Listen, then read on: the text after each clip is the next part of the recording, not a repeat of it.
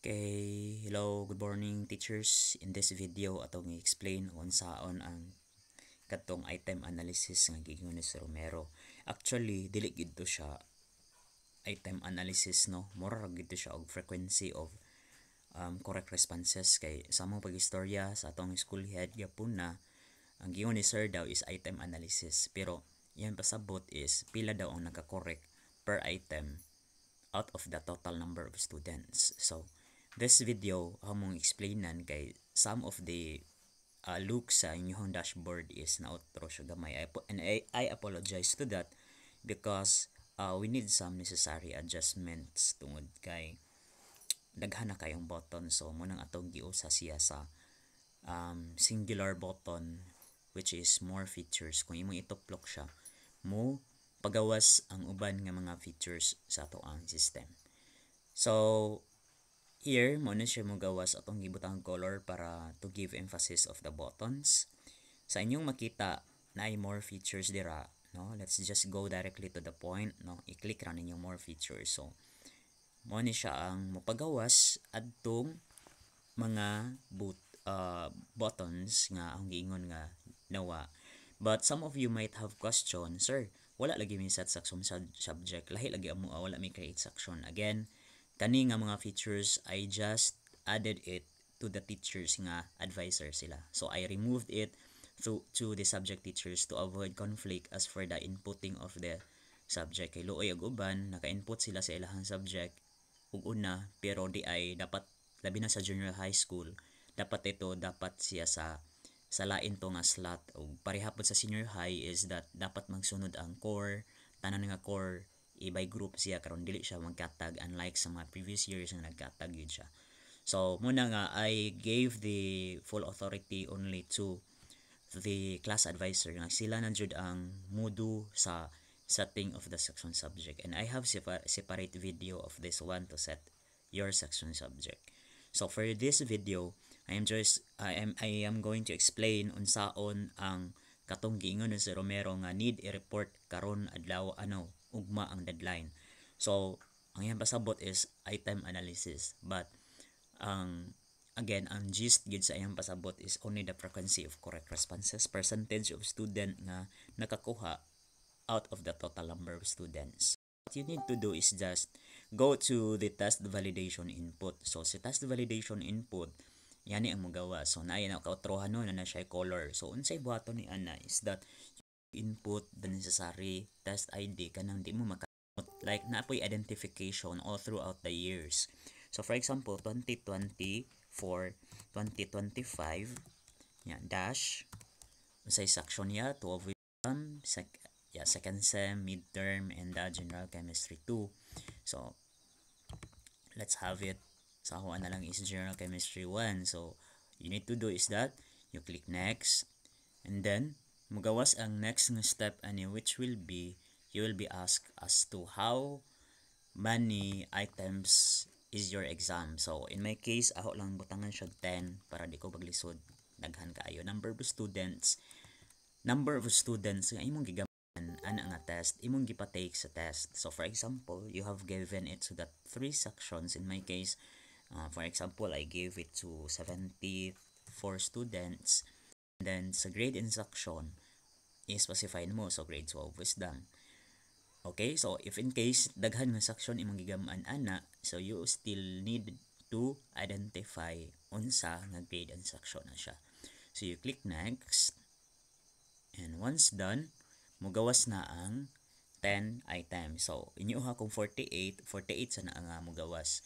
So, ani na ang hassle kay tungod kay you need to input the competency code. Tungod kay manggod, kani nga features is pwede ra og walay competency code, walay learning competency. Ang problema is nangayo man pud si sir kadtong list mastered competency. Mo nang atong gibutang siya in just one form, in just one input dashboard input form, duha na ang ma-generate ani. Again, duha ang ma-generate ani. Ang ma-generate ini is ang kadtong frequency of correct responses which ingon si sir nga kuan daw item analysis. So also mo-generate sad siya og list mastered competency. So more siya competency review. So what you need to do is that you have to put code. For example, wala magyoy the best ninyong buhaton is ang learning competency. So learning competency bisan pag matatag na naa ginay topic no nga gikuhaan ana nga question. So for example, um, um, atomic models, and then sa second question is atomic models gihapon. So you have to be spelling conscious and the sa tawagan na case conscious. So pasabot kung unsay exactly kung the same sila nga competency, dapat good the same. So to save you from mistakes, kung same ra nga competency, you just have to copy and paste, control V, ya enter ra ka ditso, control V, mo automatic na siya ugan. For example, po diri is that the electronic configuration, yeah, there is this electronic configuration. So sa inyo ha is copy paste lang ha para ditso. And then for example, stoichiometric solutions,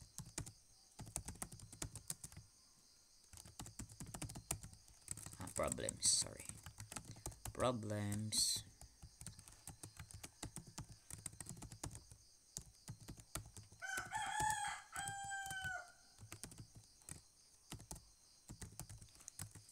law of thermodynamics,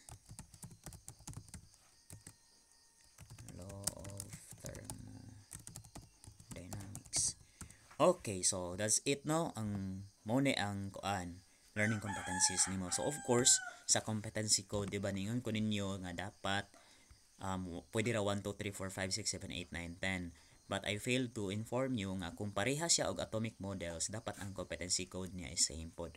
For the grade 7, for the matatag curriculum, since wala may competency code, you just have to mark this one as the competency number 1, competency number 1, competency number 1. The same ba sila all throughout since pareha mas lang nga competency. And then the second competency, mo na imong butangan og 2. The rest 3 na sad. Kung same sila, same sad sila og ilahang competency number. So next is that number of correct responses. So for the number of correct responses, what you need to do is that inyong ipon, di ba, during the checking of the forms, is that ipon ninyo ang pilay nakakuha sa kada question. So 34, 67, 60, 70, also have here 56, 43, 23, 67, 64, 38. Okay, so we are done. Humana ta. So what we need to do is to save the data. So let's just wait nga mugawas ta dira dapita mo balik na siya to more bitog gatong yan eh. So niyon siya nga data successfully saved. So you are ready nga mutanaw sa results sa frequency of correct responses nga need i-print para i-submit na to ni Ma'am Manilin. And then of course we need to go to this two kani siya kaning frequency of correct responses mo ni ang gipangayo ni Sir Romero nga katong ingon siya nga pila daw ka percent sa bata ang wa kakuha o pila ka percent ang nakakuha. So dire mo ni siya nga kung gigama earlier, you just have to generate the report. So makagama na ka og report, so you just have to print it directly. So ang nahitabo is yan na siya no, nanay total of correct responses, pila ang incorrect, automatic daw siya makwinta, as well as the percentage score. So nana po siya interpretation kung nearly mastered ba na siya nga question or mastered ba siya. And then inyo ni i-print, Control P, and if in case na amoy mga columns nga dili ganahan ipakita, you just have to click that one. For example, competency code. I-click nimo ang competency code, nawa ang competency code. Ug mo na i-click og balik, bubalik ka po na siya. Learning competency, mawa ang learning competency, pwede po na siya ibalik mo. I-click ra pog balik. Item number and so on. Tanan nga columns is pwede nimo i-hide. Kung i-hide mo tanan, mawa gina tanan, no? Ano itong i-hide tanan.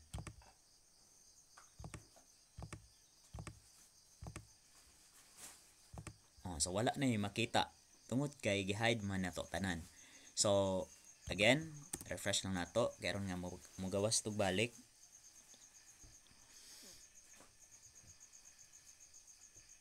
And by the way, kaning mga buttons diri o apil o ganang drop down list kanang mo select kag test ID, dili na siya makita during the printing. So ato nang gi-protect para dili siya eyesore sa inyong report. So you just have to click Control P and then the report is ready na siya i-print on an A4 or long bond paper. So dito na siya.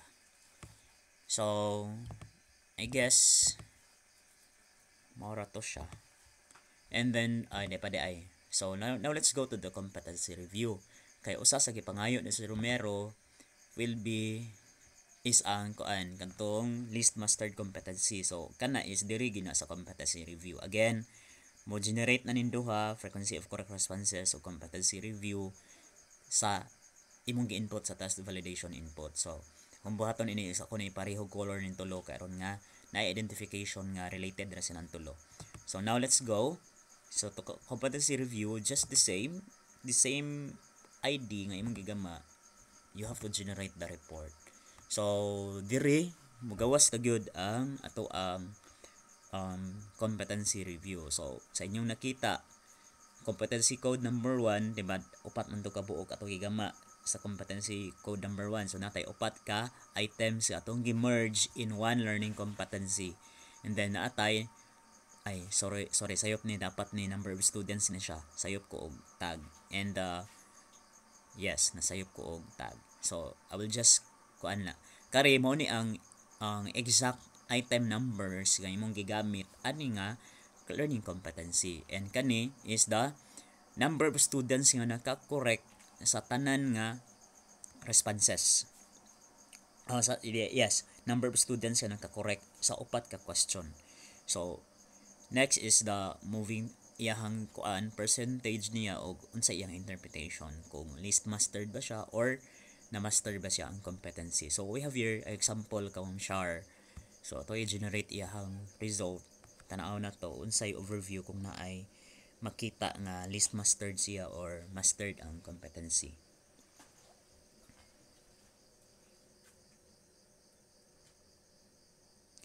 So please bear with the poor signal hinay kaya to ang internet.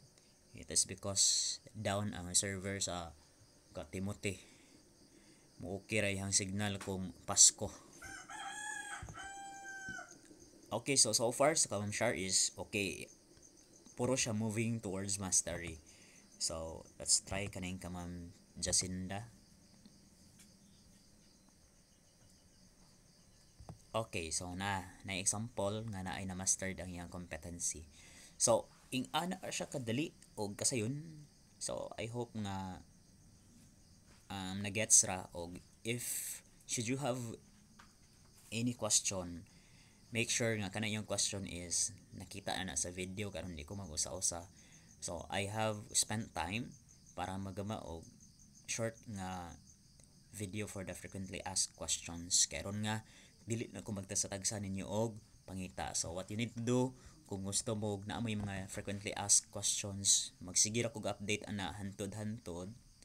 Kung naa pa ko sa MPOMS, magsigir ako update ana diri dapita sa atong giotro ang tutorial, no? So after clicking more features, bugawas ang facts or the frequently asked questions. So you just have to click this one and then magawas akong sa ka-page dira nga naa nakalista ang tanan nga mga pangutana. So for example, unsaon ang freq of errors and MPS. So need pa ni update kay sa daan ni siya nga forma dashboard. Unsaon pag-input og subjects and grades. So ingana. As for this video, kaning current video nako, ako ni add erase katulo. Ang ako ibutang ini is unsaon pagama og frequency of error saon ang item analysis. But again, ang item analysis is lahi to siya. Ang pasabot na ni sir is the frequency of correct responses. Okay, so thank you so much for watching and I hope nga na sabdan ra tanan akong gipasabot. So that's all. Thank you and once again, good day everyone.